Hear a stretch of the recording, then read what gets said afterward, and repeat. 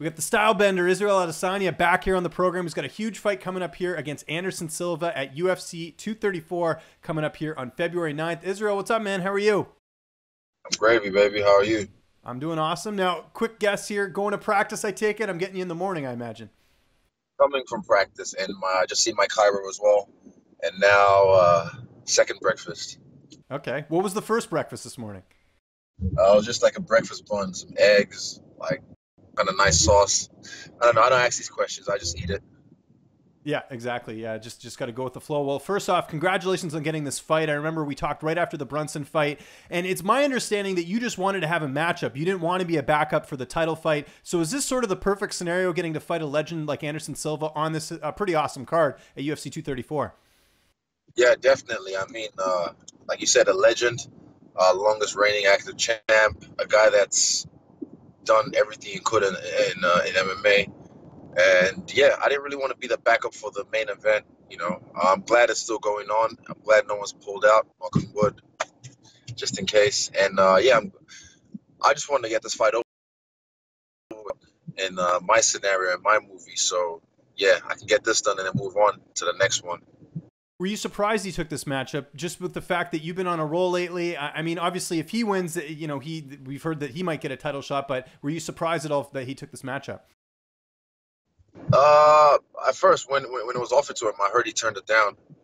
He didn't want the smoke, so he came back, I think 3 days later, and said, "Yep, he'll take the fight in Melbourne as well." So I don't know. From what I've heard through the grapevine or through the powers that be, I mean, he talked to one of his old Taekwondo coaches who just told him to take the fight. Because at this age, at this time of his life, like I said, he's done everything, so he can just take fights, give me fights, and I'm not a give me fight. I'm not a journeyman that you want to kind of go up against. So yeah, if he, they kind of honeydicked him in a way with the belt, but that's fair enough. I mean, if he can beat me, definitely he deserves a shot at the belt. But when I beat him, I should be the next one to get the shot at the belt. So yeah, I'm happy it's playing out this way, and yeah, it just feels like it's the right time, right before he retires. And nice having a card, I'm sure, relatively close to home. For those who don't know, how close is Melbourne to where you live in New Zealand? Auckland to Melbourne, I'm gonna say is about a 6-hour flight. I think. Oh Don't wow, quote so me on it that. is pretty okay. It is decent. Yeah, that's not bad. But I imagine you're expecting a lot of people out. I would imagine for the card. Yeah, a lot of people. I'm gonna have family coming through, friends. People I've even talked to in years are going to the fight. So yeah, it's pretty cool just to have the support of my people being able to be there in the arena. Because I think in New York, I probably got like 12 people that I knew in the arena. So now I just like having my people watch me work because it's hard for them now with the fights being overseas and every other month I'm fighting. So whenever it's close to home, whenever it's something that they can get to, it feels special to have them there. I asked you this last time, but I'll ask you again. I know you're a big person on visualization. I mean, getting to this point, being a fight away potentially from a middleweight title shot, you sort of saw this coming, but has it still hit you yet that we're not even a full calendar year and, what you've accomplished, like being this close to a title shot, has that sunk in yet? Bits and pieces. So it comes in waves.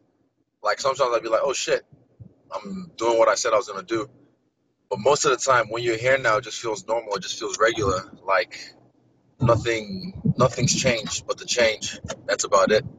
I'm still living my life as player one. In my point of view, my first person perspective. So nothing's really changed for me per se. It's just the people and the world around me that's changing. So I have to adapt, and I feel like I've done so very well, and I'm doing so very. Let's talk about Anderson Silva. We know his skill set, obviously great Muay Thai skills, great striking. Do you feel like you're the most different striker that he's faced in his career in terms of your style? Do you feel like he's ever faced anyone like you before? Nope. And you can check his resume. You can check his resume and check my resume. Definitely.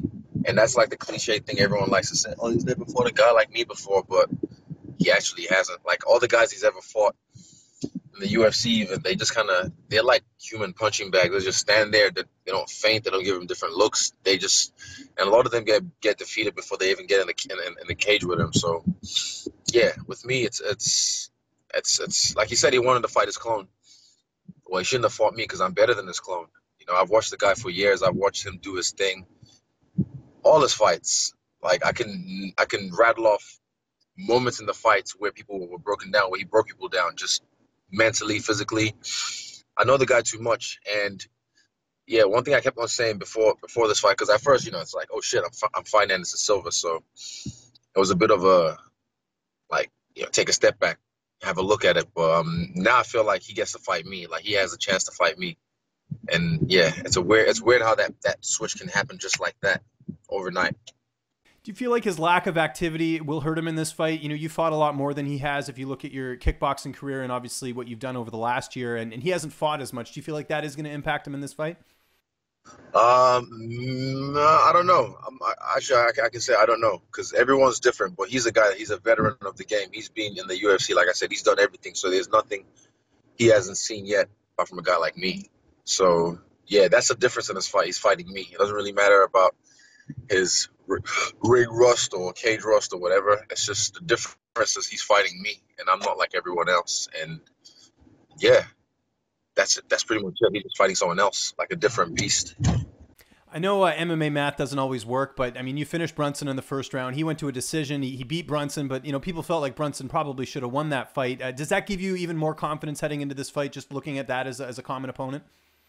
Nah, like you said, MMA math never really works. It's always styles make fights. In this fight, it could be a quick finish or just a battle of skills and wit and technique. And I look forward to either one. So yeah, I don't look at the Brunson fight and think, oh well, since I finished him quicker, I just know the skill set between me and him and what he does and what I do. And he can give me some problems with certain things, but again, I'll give him problems with a lot of things he hasn't even seen before. So yeah, he might have to like look in the mirror and shadow box a little bit, but hey, it's still a different game. Who have been some of your main training partners for this camp? One guy I brought in was David Nika. He's a Commonwealth gold medalist. He's probably one of the best amateur boxers in the world. And yeah, I brought him in just to kind of get my hands ready because Anderson, let's just say he doesn't kick as much in his older years. So yeah, I brought David in just to help me sharpen up my hands, give me the looks, because David likes to fight. He doesn't fight like a conventional boxer as well. He fights with his hands by his waist. He mean mugs you. He taunts you, and that's the kind of I need that kind of feel. I need that kind of vibe. I don't need people who come in there just with the bread and butter, the biscuit. I need something else. I need some extra flavor. So I brought David in. I've got Carlos. I've got some Taekwondo guys who've been helping me out, Daffith and Carl. And yeah, just my regular main sparring partners. But we know how to adapt. We know how to bring guys in when we need to. And yeah, we've done that for this camp. What about the weight cut? That all going according to plan ahead of this fight? I know weight cut's never an issue, but I'm sure you've started that process already. Yeah, oh no, it's easy. This is probably the heaviest I've been in my life, to be honest, with this weight cut, because yeah, Christmas, and yeah, and let me see. Sorry, I was just dropping someone off. No worries. Multitasking, I appreciate it. Nah, but yeah, weight cut is easy. It's never been an issue for me, so yeah, I don't plan on having it being an issue now, and I've never missed weight. I don't think he's ever missed weight either. He's always been a professional with his weight. So yeah, I just get it done as usual. Same shit, different night. You have to go all the way back to December of 2013, the last time Anderson Silva was finished, and that was an injury. How do you see this fight playing out on February 9th? This fight, how do I see it playing out? To be honest, I don't know. I think maybe the whole Mystic Mac thing kind of brought out because everyone's always looking for predictions, but he made it in a way where because he calls the fights, calls the shot, this and that. But for me, this fight, I just look forward to that moment where we square off, where it's just like he's in his stance, I'm in my stance, and I'm looking at him, he's looking at me. Then Herb Dean probably goes, "You ready? You ready?" I look forward to that moment more than anything. I don't know why. That for me feels like an iconic image. Like I just look forward to that moment when I'm looking at him in my stance, because truth be told, my stance is very unique. It's different. It's like you see my silhouette before the fight. My crouching stance is different from everyone else's. John Jones, Kamaru, Anderson, Connor, everyone. My crouching stance is like an X in a way. But I got it inspiration from him with that stance. So that moment right there for me, him crouching, I'm crouching. He can stand. I don't give a fuck. Just me crouching in front of him and then bringing. I'm gonna just attack him with everything, like all the energy I can. I can't wait. That's the moment I really look forward to. The fight's gonna be fun. I don't really care. Like I'm gonna win this fight. Don't get me wrong, but I don't care how it finishes. I don't care if it's a decision. I just want to have fun in there. I want to spend as much time as I can with him because sometimes at the end of the day, all it takes is one shot, and yeah, I'm not someone you want to get hit with. We talked about it before. If for some reason there is an issue in the main event, you've been told that you're the guy who gets the call for the title if one of the fighters is out. Yeah, I guess so. It's been talked about, but I haven't even paid attention to it. I'm not putting any energy into that. I just want to focus on my fight, focus on my win, and get that done. And you've said that Whitaker's going to probably defeat Gastelum. Just stylistically, how do you feel like you would match up against him if you guys were to fight? Yeah, that's a lot to say about that. Just leave it at that. Till next time. Next time we'll talk about it. Okay, fair enough. What did you think of Henry Cejudo's win this past weekend? I'm sure you saw that, him getting the finish on TJ Dillashaw. Man, I thought TJ was gonna do work, but thing is, that cut to flyweight, I wasn't sure about, but it didn't even get to that point. TJ was looking good, Harry was looking better, and yeah, he got him. That punch just skimmed so quick. Like what I like, Harry came out straight away, went with a kick and a punch, I call it a 4x2, kind of like what I did to Brunson, just pop out. And I was like, ooh, he's not even like, he's not holding back, which I like that kind of approach, that kind of energy. He's just gonna bring it to him. So yeah, it was impressive. It was impressive, and he did what he did. It's cool. Good on him. Congrats. He's solidifying himself now as one of the best ever. And we talked about the belt. The UFC's created new belts. I'm sure you've seen the designs. What are your thoughts on them? At first, when I saw the picture, I was like, nah, gross. Just looks like a giant ring. But then I saw it on Henry when Dana put it on him, and I was like, you know what? I can see why they did so. I think for the camera, it's illegible. It's just, yeah, for pictures, maybe when it's on someone, it looks better. But I still like the classic design. I like the classic belt. But hey, people just have to adapt to change. You can't whine about it too much. So yeah, I was whining about it till I saw it. Dana put it on Henry. That I was like, you know what? It's not that bad. It's not that bad. Could be better. I could design a better belt. I'll tell you that right now. But it's not that bad. My one, I'm gonna maybe customize my one, put some spinners on it like John Cena. Yeah. Yeah, gotta make it a little bit unique. I agree. And on that note, if you were to get the title shot, would you prefer that fight to be in the States, or do you want to be close to home? Have you sort of have a preference there? I'm sure you'd have a say in that. I imagine. Me and Dana discussed this in our meeting, so don't worry. We've already set everything in motion. Everything is working according to plan. Okay. And last question before I let you go, and again, I appreciate the time as always. You're a guy who's made a successful transition from the world of kickboxing to mixed martial arts. Who do you think is out there right now in the kickboxing world that would make a great transition as well, like yourself? Brad Riddell. Brad Quake Riddell. Brad Quake Riddell. YouTube that name, Google it, go on his Instagram, follow him. It's my favorite striker because he's got a different body type to me. And I spar him every other day, and it's just... yeah, he can change, and he's a smart guy. But yeah, Brad Quake Riddell.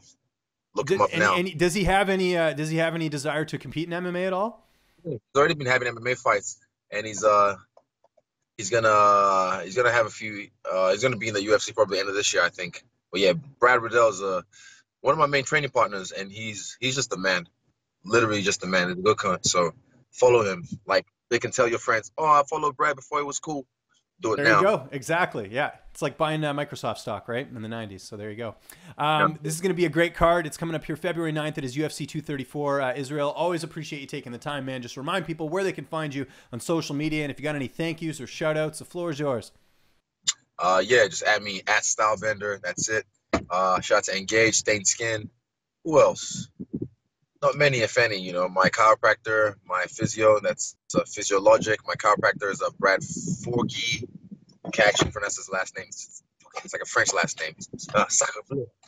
But yeah, just thanks to everyone, and yeah, be cool. Stay classy.